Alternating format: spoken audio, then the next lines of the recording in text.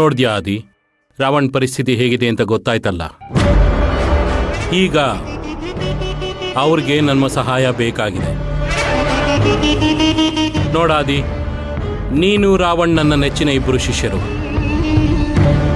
ಒಬ್ಬರು ಕಷ್ಟದಲ್ಲಿದ್ದಾಗ ಇನ್ನೊಬ್ಬರು ಸಹಾಯ ಮಾಡಬೇಕು.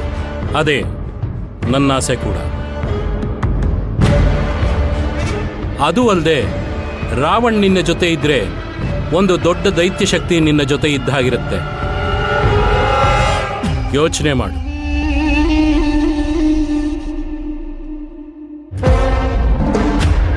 ಸರಿ, ನಾನಿನ್ನೇನು ಮಾಡಬೇಕು?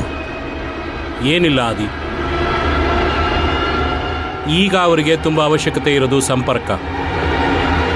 ಅದಕ್ಕೆ ಅವ್ರಿಗೊಂದು ಫೋನು, ಖರ್ಚಿಗೆ ದುಡ್ಡಿನ ಅವಶ್ಯಕತೆ ಇರುತ್ತೆ. ಸ್ವಲ್ಪ ದುಡ್ಡು ಇದನ್ನ ಕಳಿಸ್ಕೊಡಕ್ಕಾಗತ್ತಲ್ಲ?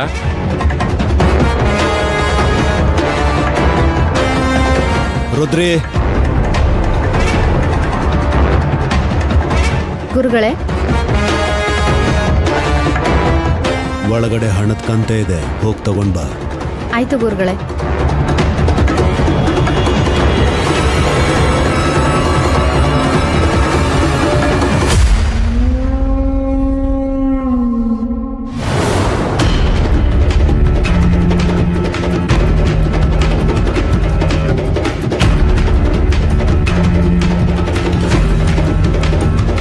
ತಗೊಳ್ಳಿ ಗುರುಗಳೇ.